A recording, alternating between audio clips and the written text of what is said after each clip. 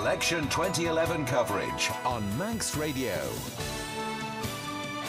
Our election coverage continues as we head towards the September the 29th election date.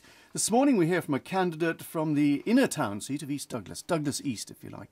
Brenda Cannell, born in Crosby on Merseyside, 1952, so if you're ungentlemanly enough to want to know, you can work out her age for yourself. Came to the island in 1977, formerly a hairstylist, elected MHK for the constituency in 1996, so 15 years in MHK.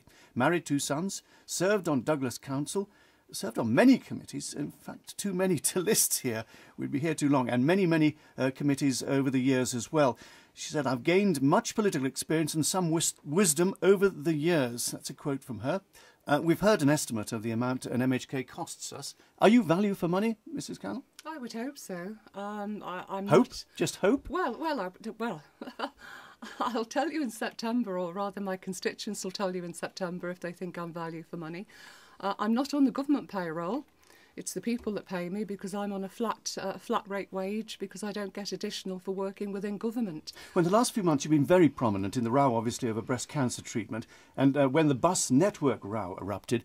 But up to then, it has to be said, you were a bit of the invisible woman. We didn't see very much of you. Well, to be fair, I did have major surgery the day before Christmas Eve 2009, so that put me out of action for about running into 3 months.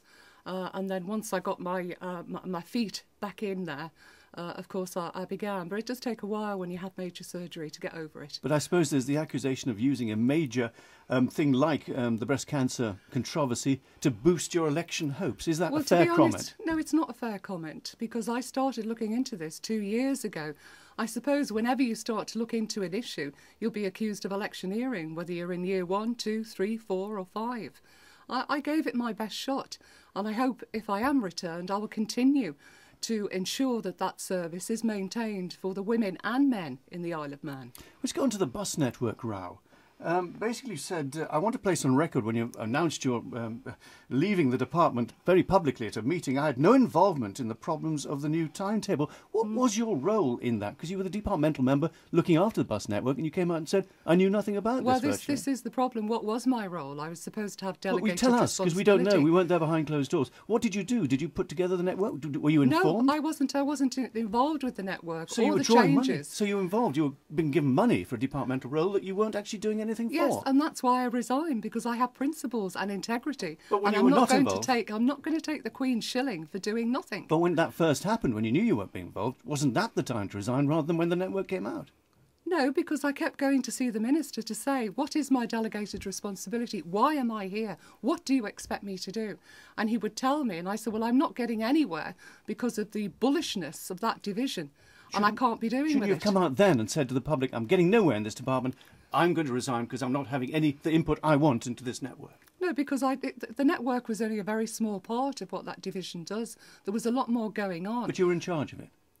Allegedly in charge of it, yes. But you had no say in it. But what was happening was that I was clashing and locking horns with the Director of Public Transport because I didn't agree with his methods in what he was imposing upon the workforce. Now, he would go behind my back to the Minister and worm his way around the Minister.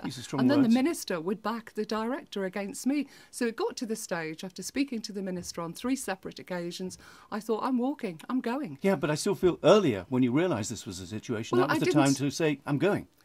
The day the timetable was launched was the first time I saw it, and I was shocked to actually see my photograph in it and an introduction but you were in charge inside of it. You were in charge of it. I wasn't really in charge of it at all. I was expected to just take the money, put up and shut up.